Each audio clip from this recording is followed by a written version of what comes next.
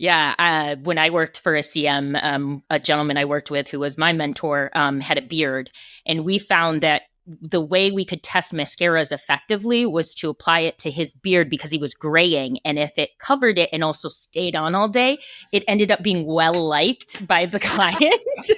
It was creative; he didn't mind, and it really was helpful tool to be like, Carl, try this on.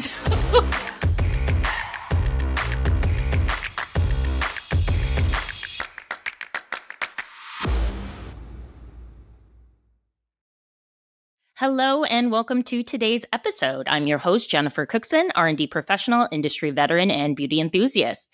Today we will be speaking with Dr. Julian Sass on addressing diversity in cosmetic formulations. Dr. Julian Sass is an expert in cosmetic research and development with a keen specialization in clinical testing and product formulation. He effectively communicates complex scientific concepts to a broad audience around the formulation and function of skin, hair, and OTC products. Additionally, Dr. Sass is widely recognized for his extensive knowledge in sun protection, evidenced by his comprehensive sunscreen database with over 500 products and featured publications in the Washington Post, Vogue, Business Fashion, and Today. Welcome to the pod. Thank you for having me. I'm so excited to chat with you. Yeah. So I always like to start with guests on kind of their origin story, kind of like a, a Marvel superhero. What is their origin story? How did you end up here in this industry? I had a very weird entry into the industry, as a lot of us, I feel, have done. It wasn't kind of my goal starting from university to end up here. Kind of happened by accident. So my undergraduate degree is actually in math. And my PhD is in biomathematics.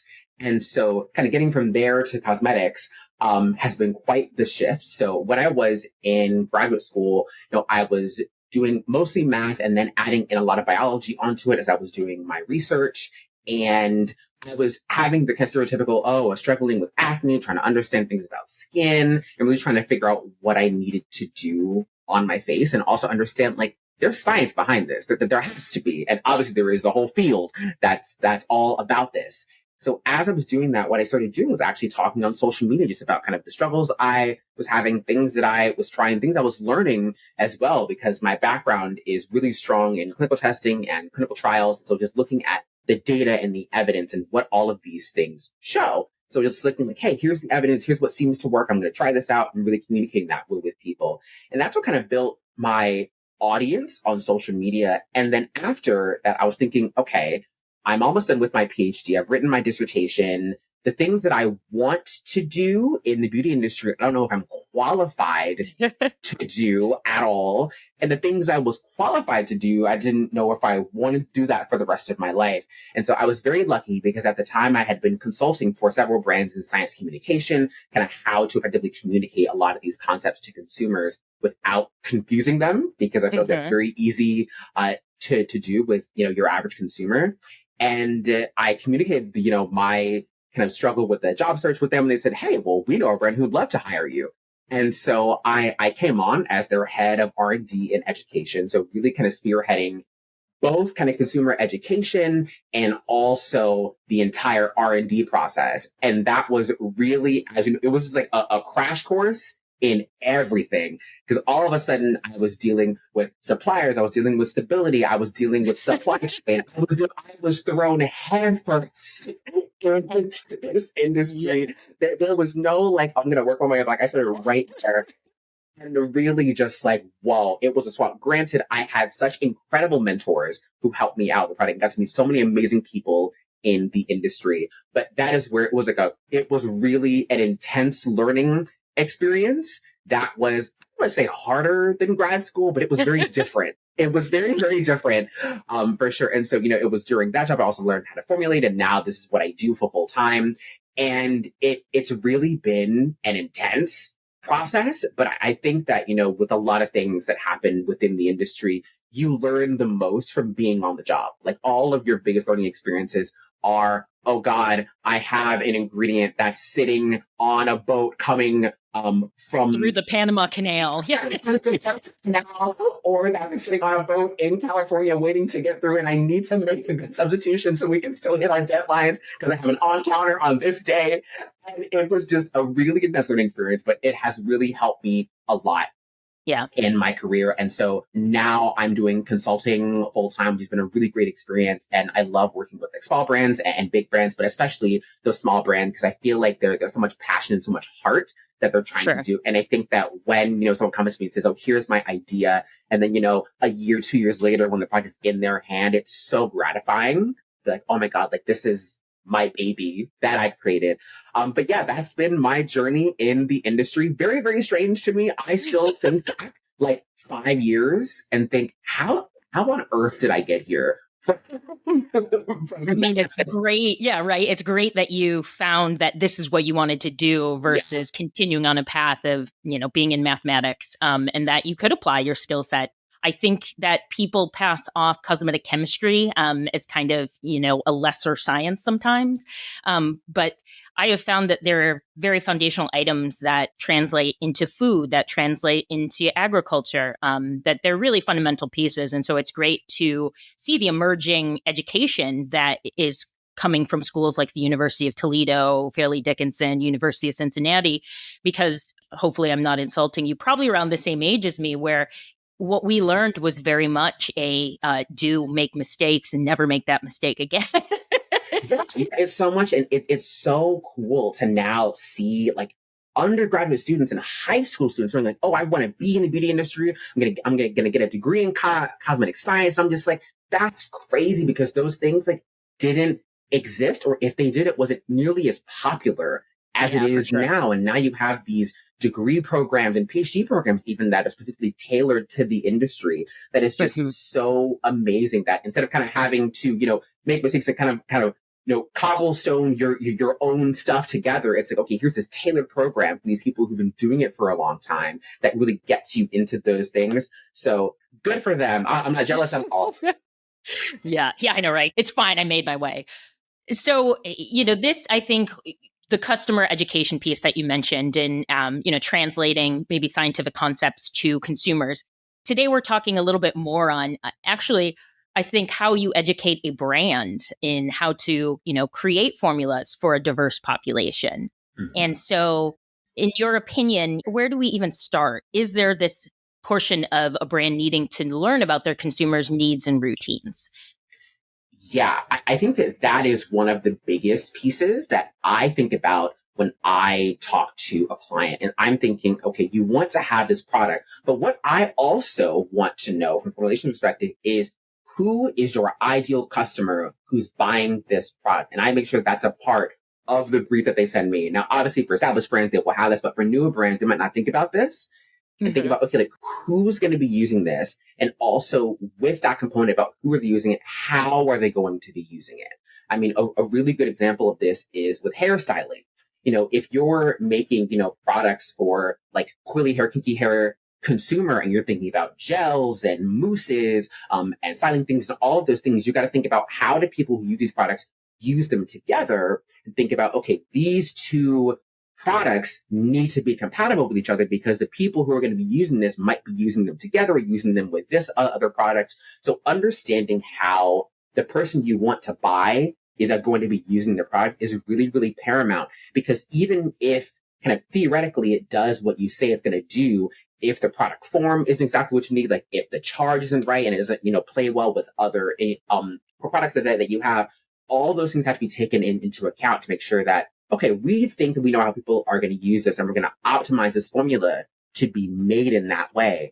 And if you aren't as well versed in your consumer and what they need versus what you want to launch, then you're going to have a product that might not, gel really well with your consumers because their use cases are not what is going to be compatible with the product. Yeah. No pun intended, gel well with the consumer. Exactly. And when you talk about that customer, how specific should you be? I know that there are trends with hyper personalization, but with brands maybe not wanting to expand SKUs, how realistic is it to think that we can create formulas with a demographic that's pretty broad? Hmm. Yeah, I mean, I think that doing a deep dive into it doesn't need to necessarily be a deep dive. Doing some dive into who is making those like repurchases, who was already kind of dialed in to your brand and your message and what you're trying to create, and really that can be as simple as okay, demographics. You have age, you have gender, you have race, you have like things like how many kids, and just things learning more about just their lifestyle and thinking, okay, is this a consumer who wants like a one and done product because they've got a job and 5 kids? Or is it someone who's like, they're really enthusiast, who's going to take their time and really kind of do a full, routine to have like a whole spa moment at night? Is that going to be more what they need? So really, it doesn't need to be super, super in depth, like everything about them, like, oh, the region and all that. But you should have a good idea as to, okay, who's going to be buying this? How will they use it? And will this gel with what they're going to be doing in their lifestyle? Because obviously not everything's going to be for everyone, but I feel like your like key customer profile you should have for each of your SKUs just to know, okay, I know who's going to like this. And granted, that may change over time. I mean, we've seen with Drunk Elephant getting really, really popular with the youths, which is very much not who the brand was made for at all. And it's just like, okay, we need to tweak some things. But when you're launching, you should have an idea as to who you want to do that. So it doesn't need to be like super in depth, like have, okay, like really, really intense stuff, but just a general thing that explains kind of what their routine might be, how busy their life might be, and how this is going to improve whatever lifestyle that they currently have. Yeah. I've heard from in some marketing conversations that consumers are starting to be a little bit less or more brand agnostic. So, they'll pick a product that they want from a certain brand versus I'm going to use the entire line of this brand. Yeah. When you talk about creating products that fit to a routine, how do you anticipate designing products that might be used with a competitor's product? Or, something that maybe is not currently in your portfolio? I think that that's where really kind of just doing surveys of your consumers can be really, really helpful.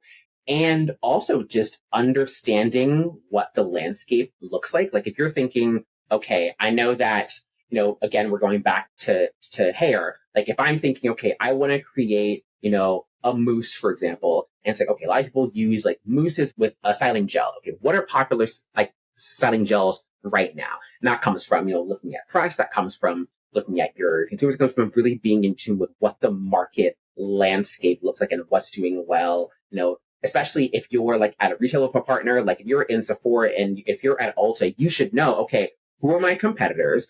What could this be used with? And it really kind of comes like being dialed in to like who's actually making those purchases, especially if, you're in a retail environment or even if you're just D2C, you should have a good understanding as to, okay, who else is in my sphere that's popular right now that they might be using this with, because like, even when you're formulating, like those benchmark products are really, really important. And so again, understanding, okay, what could this be used with is really good. Like if you're, creating a product that isn't going to really gel well with like a really popular thing that's going to be used with it, that's like, oh God, like that's. Yeah. Like you can't, like this doesn't work with cationic surfactants. And it's like, okay, so no conditioner? Exactly. So it really is kind of like being dialed into, okay, what might this be used with, especially when you're in a retail environment, because a lot of times when you're in a Sephora, Ulta, Target, CVS, whatever, like it's like a one-stop shop for people. And it's like, okay, Yeah. where am I on the shelf? What's near me? What else is going to be in the store that they might use well with that? So again, just understanding that full landscape of your stuff and where you live and where you sit is really, really key. Yeah. And so, in speaking a little bit more about, the consumer research portion and even feedback, I think a lot of what you're talking about right now is that preliminary research. But when you then have a product and you want to test it, do you look to test it in the subset of people that you are targeting, or do you expand it to others with the potential that you may not have hit the right demographic. What are your thoughts on how we go about validating the product that we've made in terms of if it's landed with that community? Yeah, I think that if you have the budget, and that is always the key thing, is like you get the money, like doing a really broad net can be very, very helpful, because getting that consumer insight, because you have done all the testing, all this stuff, but then once in people's hands and it's out in the world, it's like, oh God, we really missed the mark or something. And when you get that consumer feedback from a wide variety of people, you can say, oh, it's doing really well with who we thought it would, or it's not doing super well with who we thought it would, but it's doing well with this community that we might not have thought about. So can we course correct here, or can we adjust things if it's doing really well with this group that we might not have targeted initially? Can we adjust from there because we didn't consider that?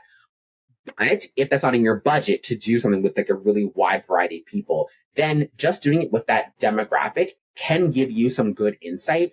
But it's a little bit harder to learn from it if it's a lot of negative feedback, because then you don't know, okay, like you might have the negative feedback, but the consumer isn't always going to tell you like exactly what went wrong. It might just be like, oh, this didn't work for my skin. This didn't work for my hair, and not give a lot of detail that you can really learn from. Versus if you know, okay, it did really well for these people and not for these people, you have a comparison. You kind of gauge, okay, so these people it worked well, these people it didn't.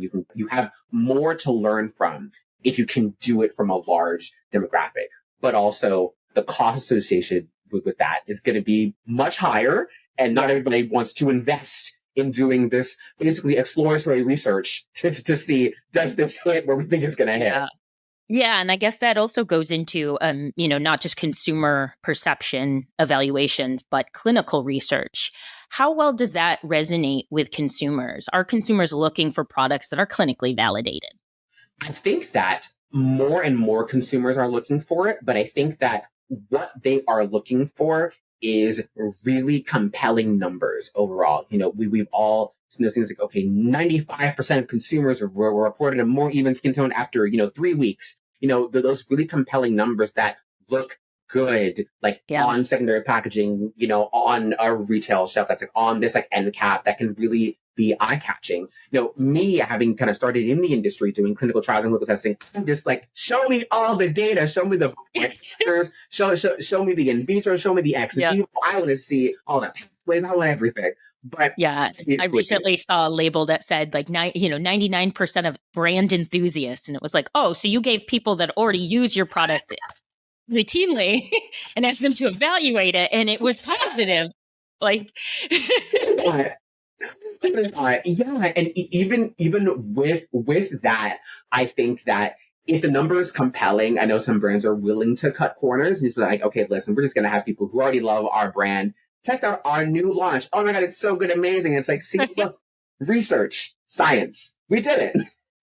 And I think that's definitely, more frustrating for me. But obviously, the more technical that you want to get, getting into, beyond consumer perception, getting into, in vitro, ex vivo, in vivo studies, like the more complex and broad you want to be, the more money that you have to have. Like I remember when I did my first clinical at the brand that I used to work at, and I saw the price at the end of it, I was like, oh. like 6 figures. Yeah.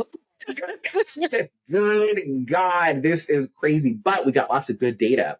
But I think that, again, it really is kind of a cost benefit thing that you have to kind of gauge for your brand. Like if you are a very kind of lifestyle, pretty kind of sort of brand, maybe investing hundreds of thousands of dollars into clinicals might not be the best use of your resources.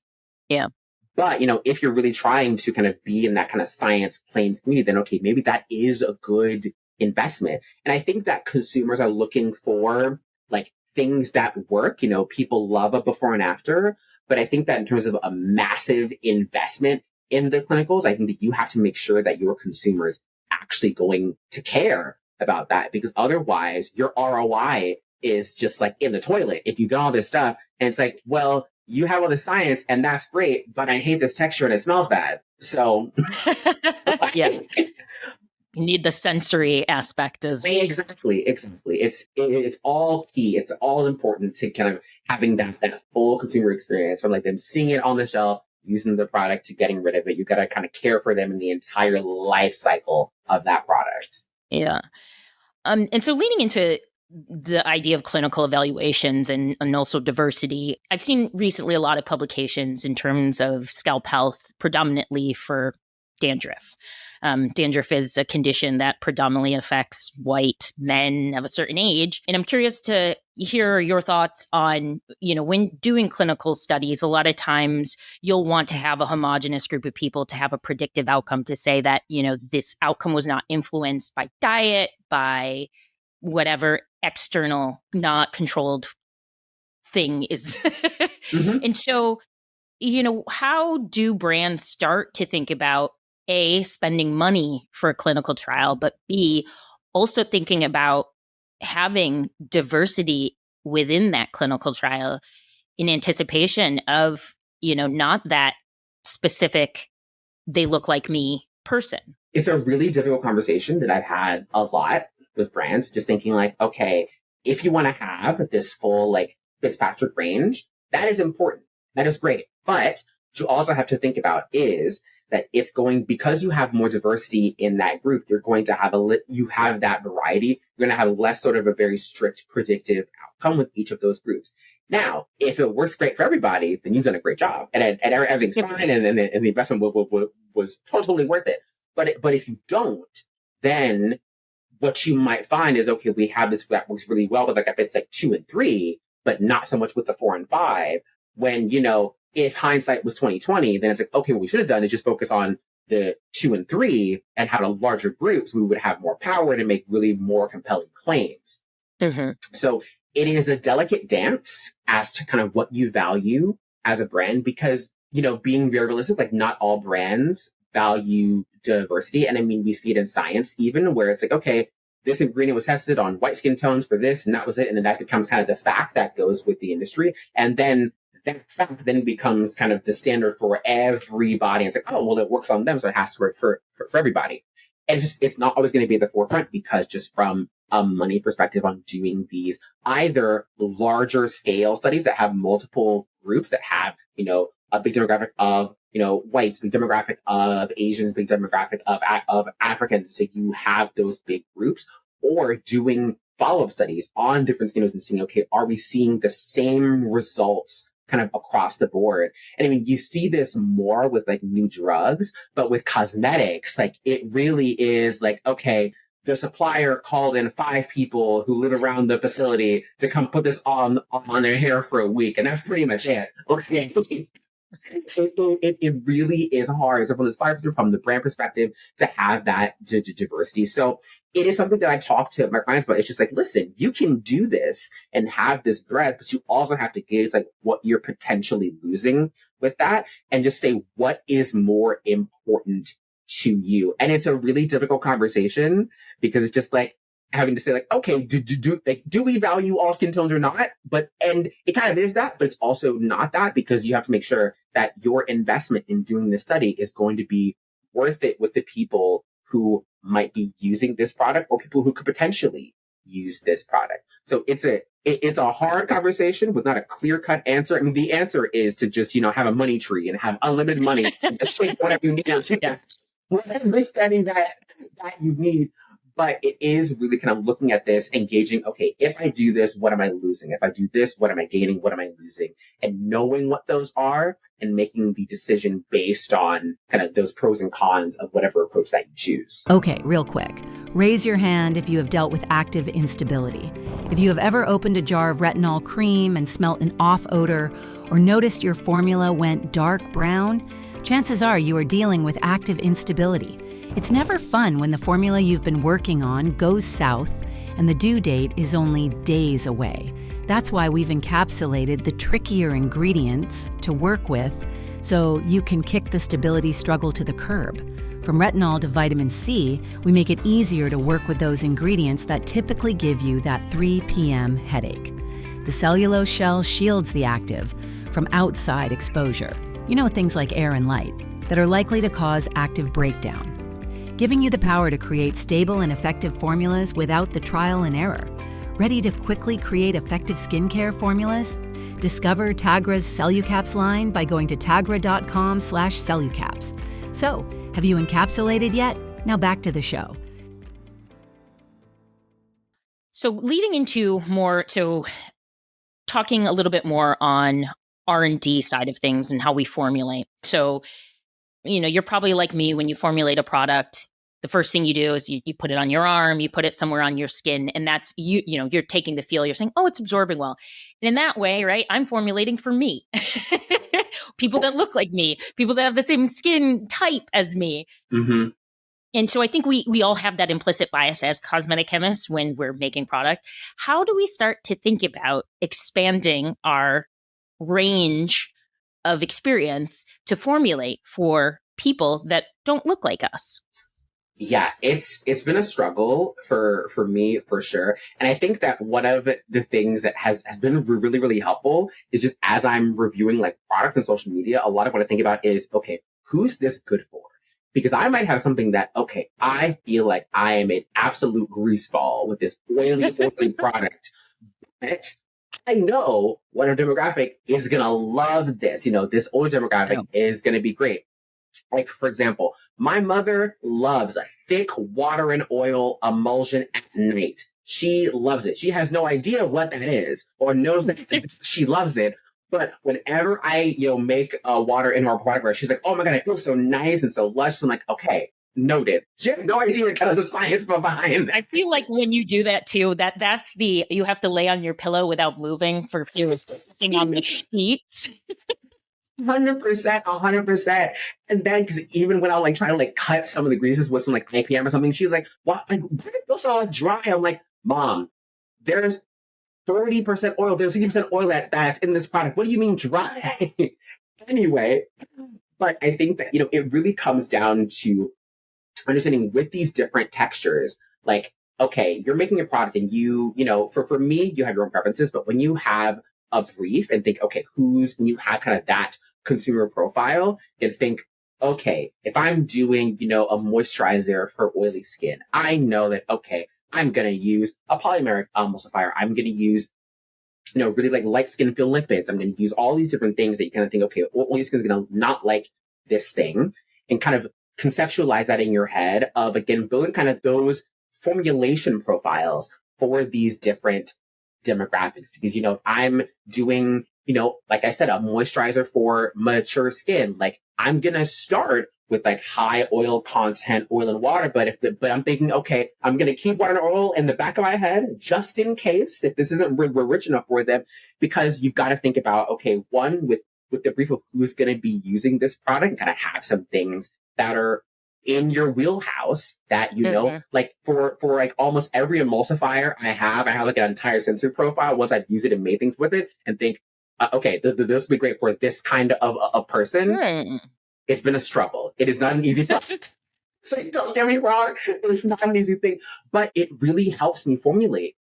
Well, when I'm thinking about this and thinking, okay, the skin feel, the spreadability, kind of what is the sensory profile of this? What is the dry down feel like with the lipid choice and everything? It's thinking about, okay, with this person, what tends to resonate well? And also, whatever your brand or your client is doing, because they're the arbiters at the end of the day. So just having an idea as the kind of product that might work well with different demographics is really, really important. If you're doing a moisturizer for dry skin, you probably don't want to have 5% oil in that product. Yeah. It's okay, no, I need this. I want a more richer feeling emulsifier and more heavy emolliency, all of those things. So a similar thing with the brands, building that customer profile, but also incorporating that into your raw material choices, because once you kind of do that and you kind of put in the legwork in that, and then it makes everything really easy. Just oh, okay, I'm just doing this. I know the things that are kind of I have to grab, are the things I know I need to look for when I'm doing, XYZ formula.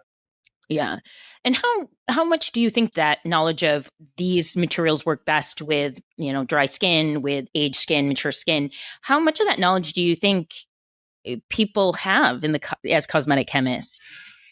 I think that kind of on the job, you learn a lot of that. Then, I think that I'm very lucky because, I've been doing this independently for a while and I kind of have a bit more flexibility in terms of my materials. But I mean, if you're working at a CM, it's like, all right, well, here's what's on the shelf.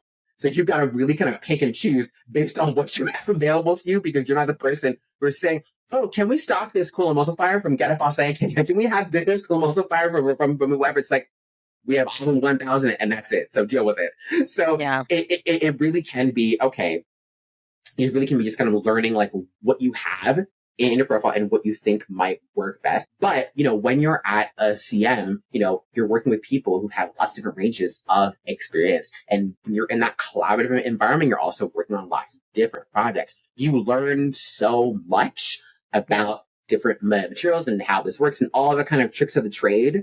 I think that as you get practice and as you learn things, the knowledge kind of comes from the practice. It doesn't need to be kind of a very regimented thing of testing every single thing. But as you kind of work with something, you think, okay, a lot of the people who have done for like dry skin moisturizers really like these kind of materials. So it kind of works by like kind of osmosis and just like learning from doing it. But I also think that some people are just kind of set in their ways, especially on the contract manufacturer perspective. It's like, okay, this is what we're doing. Like I've had an experience, where I wasn't formulating a product for a client, but I was helping them with the development.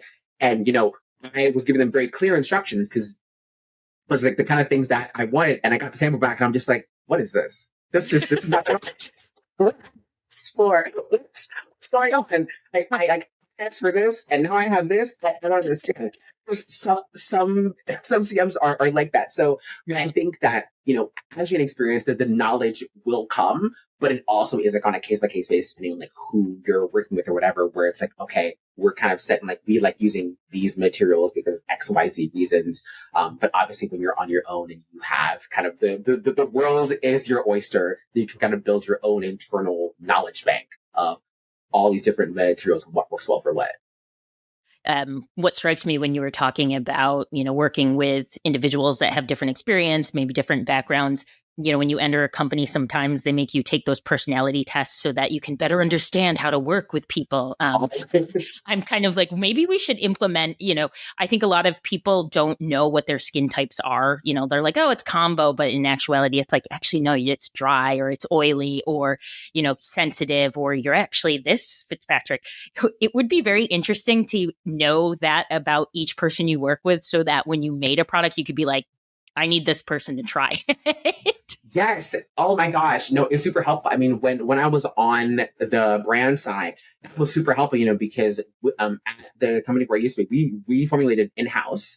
And so we would get our samples and give them to everybody who was at the company. And it's like, okay, how do you like this? How do you like this? Because we knew kind of what different people liked and what their preferences were. And so it's like, oh, this person doesn't like this, but we knew that they wouldn't because they hate the heavy kind of feeling of that. So that's fine. And so when you're like at a company where you can do that, it can be super duper helpful of like, okay, we know that this is the person who hates like, really lightweight moisturizers. So let's have them try it and see how they feel about it. So that could be super duper helpful of just like kind of canvassing your coworkers basically. It's like, hey, test this. How's this feel? Yeah. When I worked for a CM, a gentleman I worked with who was my mentor had a beard. And we found that the way we could test mascaras effectively was to apply it to his beard because he was graying. And if it covered it and also stayed on all day, it ended up being well liked by the client. And so it was it was creative. He didn't mind. And it really was a helpful tool to be like, Carl, try this on. I love that. Oh, that's amazing. For sure.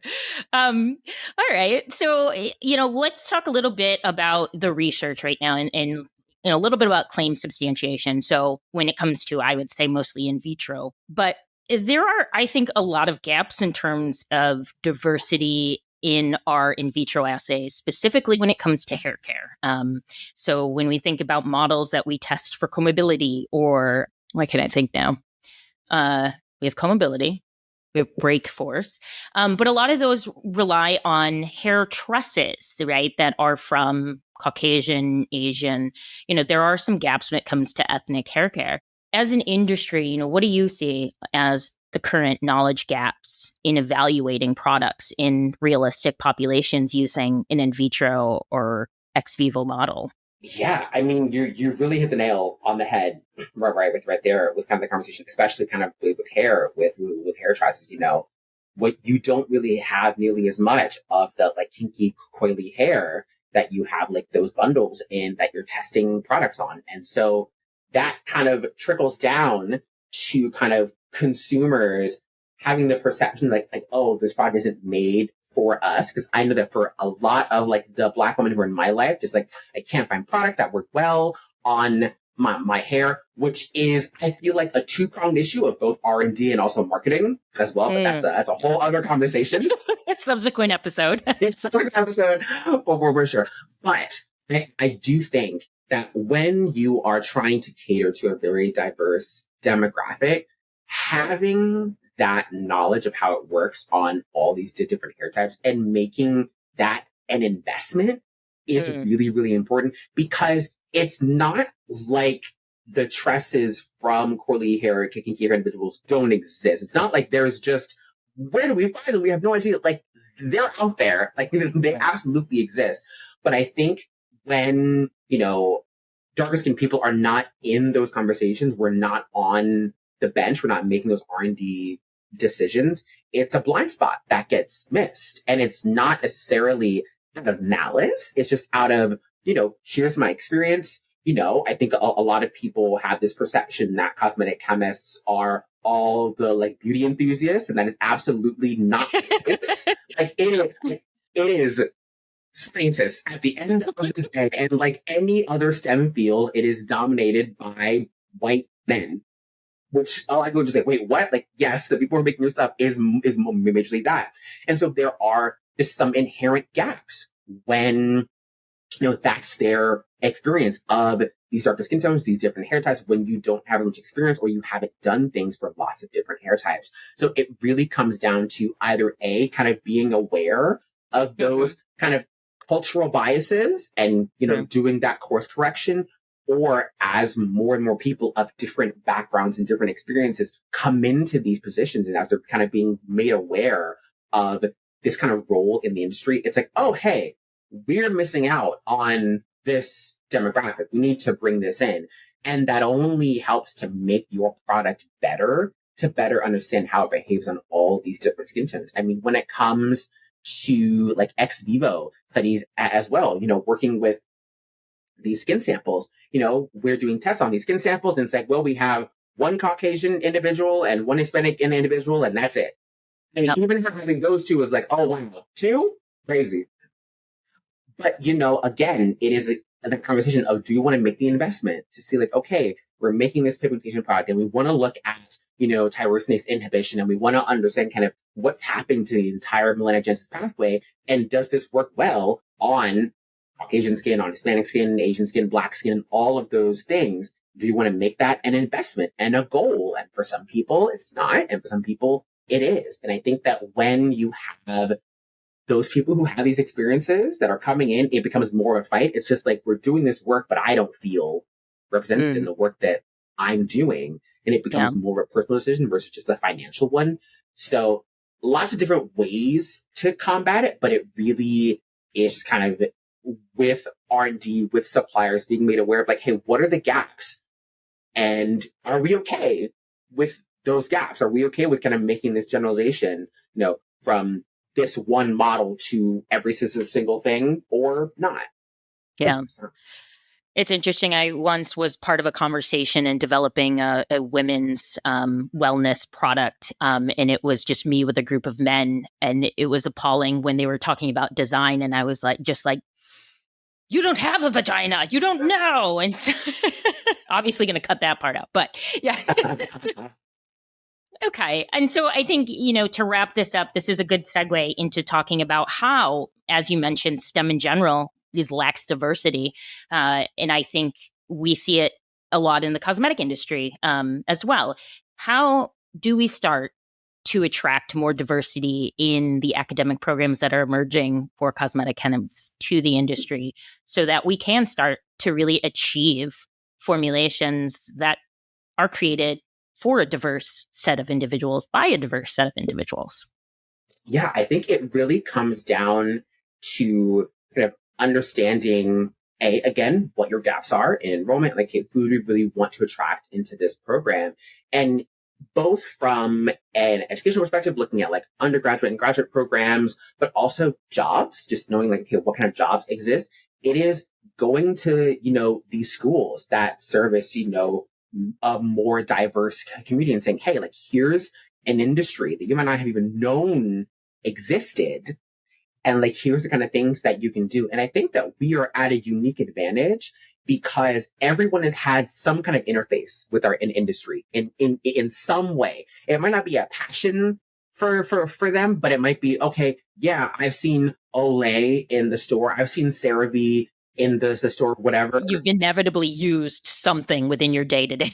Exactly. I have this body wash from Dove. And I think that it's an industry that I think that once people see kind of how things are done and are exposed to, oh, there's a science behind this. There's a way to actually create all of these things. I have found that people get really, really enthralled because it's something that they have some kind of relationship with. It's like, oh, like, this is something that I can do. And there's really like a very kind of regimented scientific kind of rationale behind, okay, why this feels nice and why this doesn't and why I like these things, and kind of getting this very base level understanding of the industry can be really, really helpful. So targeting either high schools and even universities. I know that I think Spelman just launched a cosmetic science. I think it's a master's program or some kind of degree program, which I think is absolutely amazing. I cannot wait to see the students who come out of that program. But like more things like that and just making sure that, okay, we know that we want to interface with these communities. Okay, let's go to where they are and show them the kinds of things that we can do with the industry. Like showing someone how to make, just even like a very shiny body wash, something like that. Like it's quick, it's easy, and it's a really fun way to get. Oh yeah, special effects always give dazzle. 100%. Using anything with glitter, anything with color. It's just like it's so evocative. Yeah.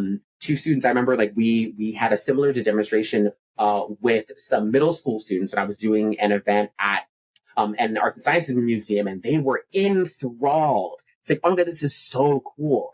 And then kind of having that exposure, it's like, oh my God, this is something that I can do. Because even for me, like when I was just like good at math and I thought, well, I have to be an engineer. And then I was exposed to, wait, I can get a degree in math. Wait, what? Like, this is something I can do. And like, you don't know until you're exposed to it. You don't know until whatever. Like, for us, like this career was not something that's like, oh yeah, this is what I want to do. But now there's so many programs, so many opportunities. And it's just a matter of getting it out there that these things exist. And then we can hopefully bring in kind of this kind of new generation of this more diverse group. Like even, when I was at Suppliers Day, I'm seeing more and more people who look like me. I'm just like, oh my God, this is amazing. I'm so excited. Awesome. Well, this was great. Thank you. Where can we find you if we wanted to reach out? You can find me. I'm on all social media platforms at Dr. Julian Sass. My website, drjuliansass.com. But yeah, it's been so great. Thank you so much for having me. It was so much fun. Awesome. Well, thanks again. Thank you.